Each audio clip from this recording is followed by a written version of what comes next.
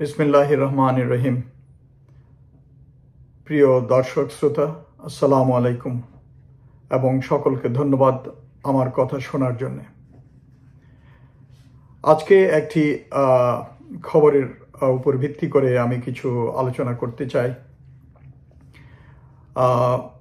কিছুক্ষণ আগে খবরে দেখলাম যে আজ প্রধান উপদেষ্টার অফিসে সশস্ত্র বাহিনীর কিছু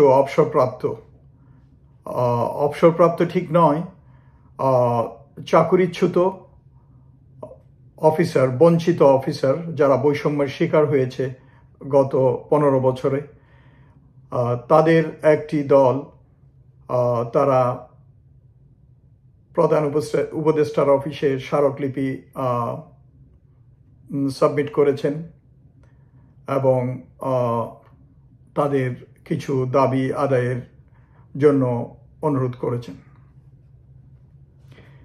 আমি নিজে একজন সেনাবাহিনীর প্রাক্তন অফিসার হিসাবে, অবসরপ্রাপ্ত অফিসার হিসাবে বলতে চাই এবং আমি তাদেরই একজন, এবং সেজন্য তাদের সাথে কণ্ঠে কণ্ঠ মিলিয়ে আমি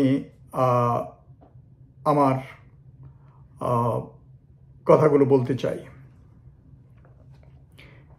আপনারা সকলেই জানেন, বিগত স্বৈরাচারী সরকারের 15 বছরের শাসন আমলে ক্ষমতায় আসার পর হতে তারা বিভিন্ন সেক্টরে রাজনীতিকরণ শুরু করে।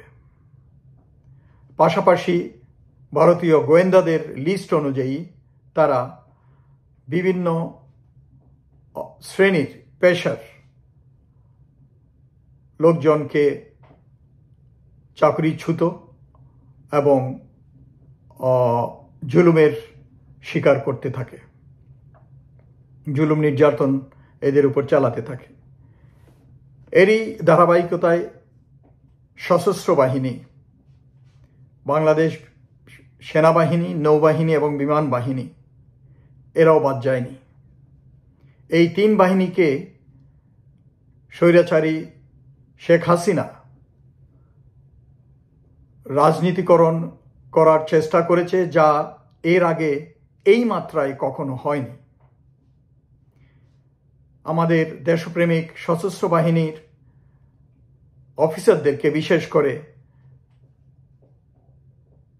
তার পা চাটা গোলামে পরিণত করার জন্য সে আপ্রাণ চেষ্টা করেছে।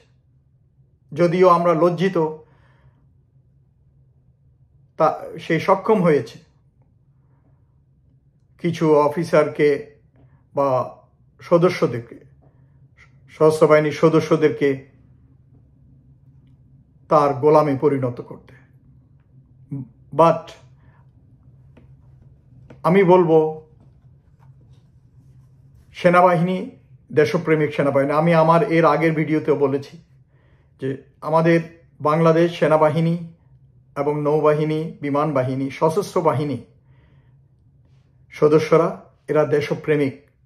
এরা চরম আত্মত্যাগের জন্য কসম করে চাকরিতে আসে।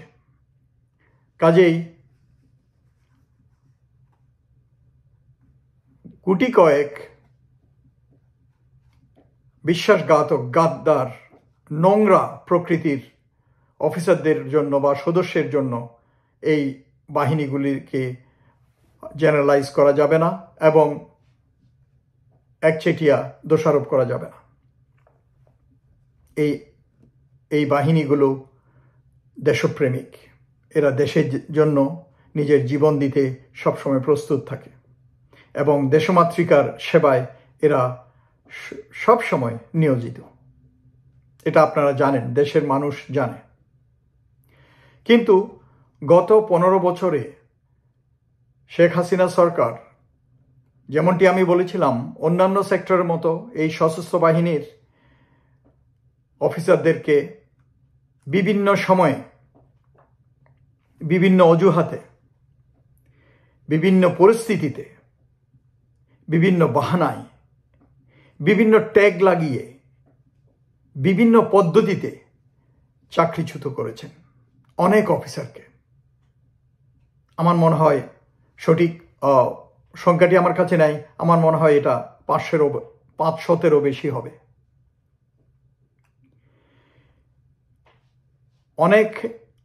অনেককে অন্যায় কাজে বাধ্য করাতে না পেরে, ইচ্ছামতো ব্যবহার করতে না পেরে তাদেরকে চাকরিচ্যুত করেছেন। একজন অফিসার বা সশস্ত্র বাহিনীর সদস্য হঠাৎ করে চাকরিচ্যুতির পর তাদের জীবনে নেমে আসে অমানিসার কালো রাত। চরম গ্লানি এবং বঞ্চনা, সামাজিকভাবে বঞ্চনা নিয়ে এদেরকে দিনাতিপাত করতে হয়। মানবতার জীবন,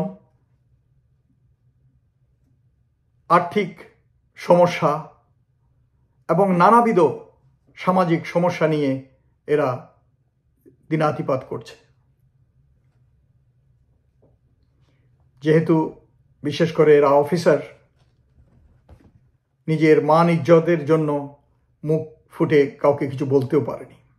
এই 15 বছরের বিচার তো চাইতেই পারেনি, কারণ শেখ হাসিনার শাসনামলে বিচার বিভাগ ছিল সম্পূর্ণ কলুষিত, দুর্নীতিগ্রস্ত। সেজন্য কোথাও একটা কথা বলতেও পারেনি এইসব অফিসাররা।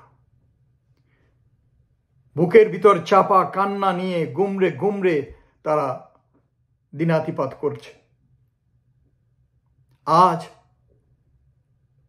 এই রক্তস্নাত বিপ্লবের পর, গণ অভ্যুত্থানের পর এই স্বাধীন বাংলাদেশে এই অফিসারগুলো তাদের দাবি নিয়ে প্রধান উপদেষ্টার কাছে স্মারকলিপি প্রেরণ করেছেন।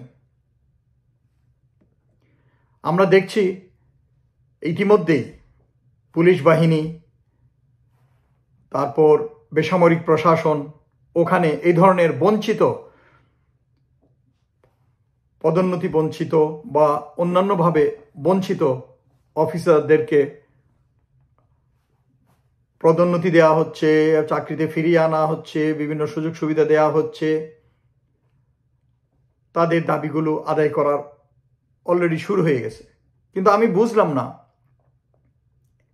1 মাস হয়ে যাওয়ার পরও কেন সশস্ত্র বাহিনীর দিকে প্রধান উপদেষ্টার নজর পড়ল না। এবং 1 মাস পর উনি আজকে শুনলাম সশস্ত্র বাহিনী বিভাগে অফিস করলেন।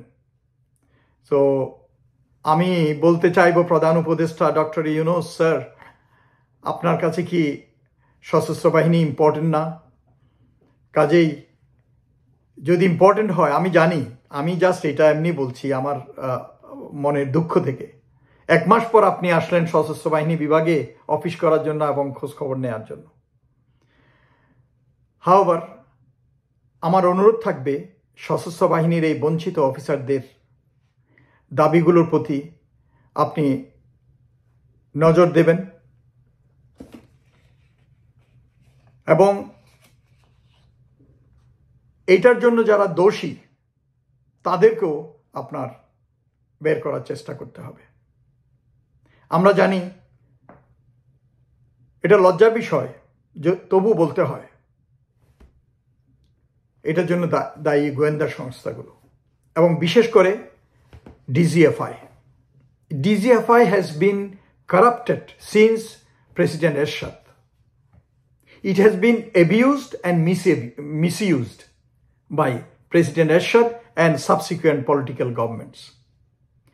এবং আমাদের দুঃখ হচ্ছে, ওখানে যারা চাকরি করে তারা তো আমাদেরই ভাই, কিন্তু ওখানে গিয়ে ওরা নিজেদের লোভ, লালসা, পদোন্নতি, বিভিন্ন নিজেদের স্বার্থের জন্য তারা নিজের ভাইদের বুকে চাকু চালায়।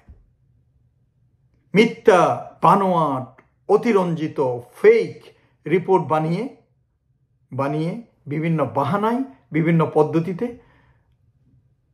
বিভিন্ন ট্যাগ লাগিয়ে অনেক প্রফেশনাল অফিসারকে চাকরিচ্যুত করার ব্যবস্থা, পদ্ধতিটা ওরাই করে। ওরা নোটশিট বানায়, ওরা রিপোর্ট। প্রথমে আমি তো ইন্টেলিজেন্সে চাকরি করছি, আমি জানি এগুলো FIU, ASU এদের কাজ না, বা ওই বাহিনী ইন্টেলিজেন্সের কাজ না।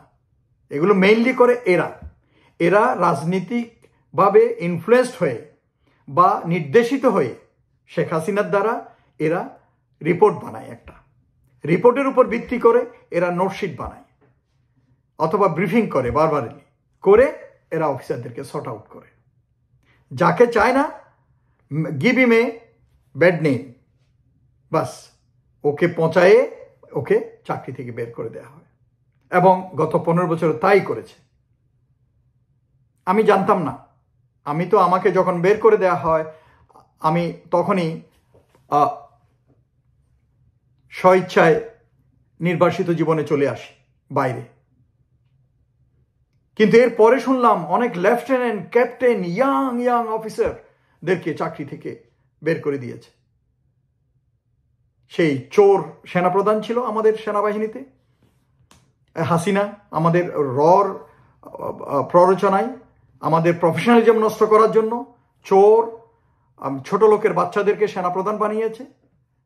ওরা আমাদের ইয়াং অফিসারদের চাকরি নষ্ট করেছে নিজেদের স্বার্থের জন্য। আই এম সরি, আমি আমার ব্রাদার অফিসারদের নামে এসব বলতেছি, কিন্তু কেমনি বলি এরা আমার ব্রাদার অফিসার? ওরা তো আমার বুকেই চাকু চালায়, আমার নামে মিথ্যা রিপোর্ট লিখে, আমার ভাইদের নামে মিথ্যা রিপোর্ট লিখে চাকরি ছুটির ব্যবস্থা করছে। ওরা না করলেও পারতো, সেফ প্লে করতে পারতো, চুপচাপ থাকলে পারতো, কি হতো? সো মানে আমাদের ভাইরা আমাদের মাংস খায়। তো এটা এখন এই পরিস্থিতিতে আমি ডিজিএফআই বা অন্যান্য গোয়েন্দা সংস্থাকে বলবো, যারা এই চাকরিচ্যুত অফিসারগুলো নিজেদের দাবি পেশ করার জন্য এবং সুযোগ সুবিধাগুলো ফিরে পাওয়ার জন্য দাবি জানাচ্ছে, তাদের পিছে তোমরা লেগো না, তাদের পিছে লেগো না, এবং ওদের দাবিগুলোকে, ওদের কথাবার্তাগুলোকে তোমরা অতিরঞ্জিত করো না, টুইস্টেড করো না, এবং রংলি এটা হায়ার এশলনে পুট আপ করো না। Let them B benefited. তোমরা যেখানে আসো ওখানে থাকো, ইতিহাসের দিকে তাকাও, পূর্বে যারা ওভারস্টেপ করেছে তাদের পরিণতি কি হয়েছে। ইউনিফর্মে তোমরা সারা জীবন থাকবে না, যখন বের হয়ে আসবে রাস্তায় তোমাদেরকে লাঠি দিয়ে পিটাবে। আমরা এই দেশেরই ছেলে, এরা সবাই এই মাটিরই সন্তান। এটা আমি খুব হার্ড ওয়েতে বললাম। কাজে আল্লাহর ওয়াস্তে cooperate with them, help them, এবং একই সাথে আমি বাহিনী প্রধানদেরকেও বলবো, তোমরা যদ্দূর পারো ওদেরকে হেল্প করো। দরকার হলে প্রধান উপদেষ্টার সাথে তোমরা কথা বলো এবং ওদের দাবি দেওয়াগুলো মেনে নিয়ে ওদেরকে যেভাবে উপকৃত হয় তাকে ওভাবে সুবিধাগুলো দেওয়ার ব্যবস্থা করা তোমাদের উচিত। তোমরা হাত গুটিয়ে বসে থাকা ঠিক না। তোমরা পিওসের সাথে কথা বলো, দরকার হলে প্রধান উপদেষ্টার সাথে ইন্টারভিউ করো, meet him and tell him, brief him. ওই স্পেশাল অ্যাসিস্ট্যান্ট বা ডিফেন্স অ্যাডভাইজার যিনি আছেন ওনার উপর তোমরা বসে থেকো না। বাহিনী প্রধান যারা আছেন তারা এইটা দেখেন, নিজের ভাইয়ের জন্য করেন। আপনি সারা জীবন সেনাপ্রধান, নৌপ্রধান বা বিমান প্রধান থাকবেন না। কাজেই নিজের আত্মতুষ্টি নিয়ে যেন আপনি চাকরি থেকে যেতে পারেন, যে আমি once upon a time I did this for my deprived brothers, officers. So,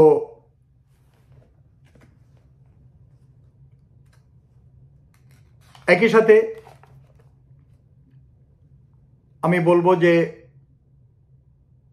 এখন বৈষম্য বঞ্চনার অবসান ঘটিয়ে সশস্ত্র বাহিনীর এই সব বঞ্চিত অফিসারদের দিকে নজর দেওয়ার জন্য আমি প্রধান উপদেষ্টা মহোদয়ের কাছে অনুরোধ করব।